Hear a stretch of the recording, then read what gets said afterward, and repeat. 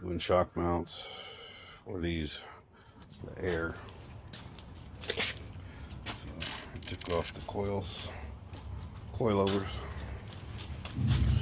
I'm trying to improve the ride to go from a tank to something a little softer. On the front, I was banging it pretty hard. So the problem I'm having is the mount.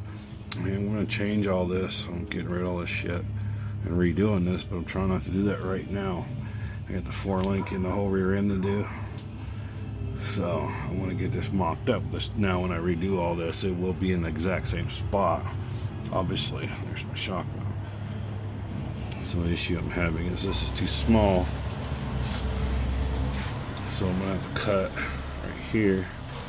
And I'm going to take one of these, weld it in the tube. That should work for now. Got them all mounted up. It's welded up. Similar to these. Welded it in that tubing for now. I'm going to rebuild all this. So it will be in the same place, but all this is being redone. Hopefully temporary, this will hold up. These are going to be temporary right now. I'm about to run the line just like right here to test it. Goal is to get a tad bit softer front end ride, less through the steering. My new steering is a lot better, but hopefully this will improve it as much as it can for now until we get rid of this solid axle. Go to the independent, but for now we'll see if this makes it a little smoother. And then these are going to be once I get done with the rear end, they're going to be on the switch. They're going to be connected to the air system for the rear airbags. I have the 1/8 inch to 1/4 inch adapters for these, so these will be able to be adjusted. So here's the other thing it's going to solve. See if I can get a good picture. The clearance between the axle and the frame.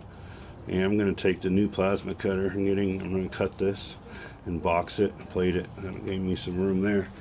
But these should also, I'll have them adjusted where it won't bottom out and bang anymore. We'll see. So I'm getting to the airlines that I'd show some here real quick. Okay, this one I just cut. So I'm probably not going to want to zoom in on that. Either way, you'll see this.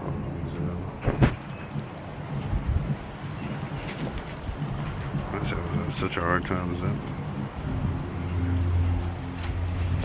I don't know if you can see that. Turn the light on.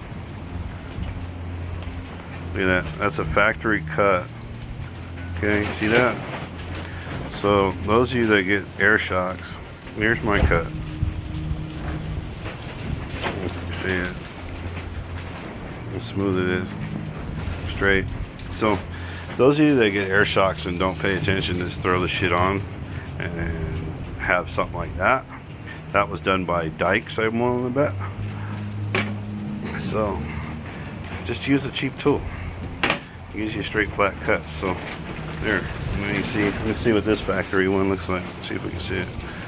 Okay, this one's, see that? It's kind of crappy. See that? It's all bird and crappy. So, yeah. Use one of these cutters. It'll be nice and clean. Got the switches all installed. I had to move the radio over. Yeah. Got it mounted right in the center. It's the only spot I really had. I don't want to add holes in the dash and all that stuff, so for now that's where all that control's going to go, which I had to bend this bracket. It was at a straight 90, so I had to bend it so these angled up so I could see the numbers, because right around 80, probably 80 or 90 is probably where it's going to ride, so somewhere around there, so I'll be able to see them at least now. the individual controls. So all I have to do now is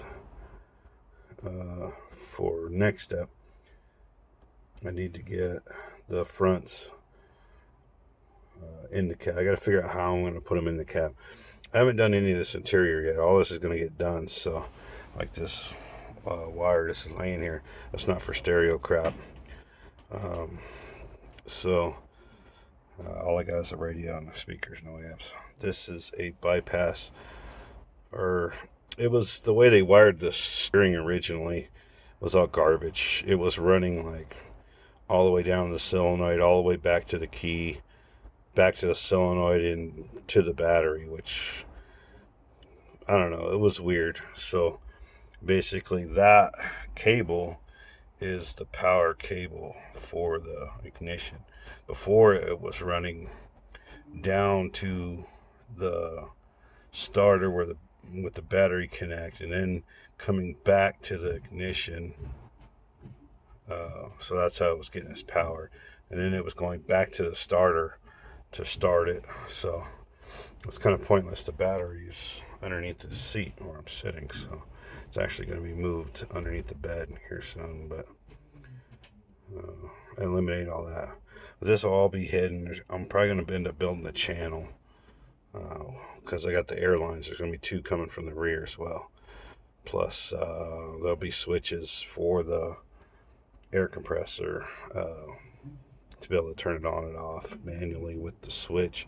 It'll be on the ignition key, but I want to be able to have control in case the pressure's up and I don't need it to run, all that stuff. So here it is there. It's all installed. The dashboard, simplified.